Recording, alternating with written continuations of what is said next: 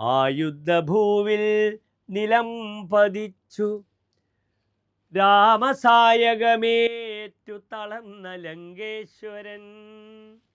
കൃഷ്ണമണികൾ മറിയും മിഴികളിൽ ഉഷ്ണം പുകയും മനസ്സിൻ കയങ്ങളിൽ മൃത്യു പതുക്കെ പതുക്കെ ജീവാണുക്കൾ കൊത്തി വിഴുങ്ങും ശിരോമണ്ഡലങ്ങളിൽ.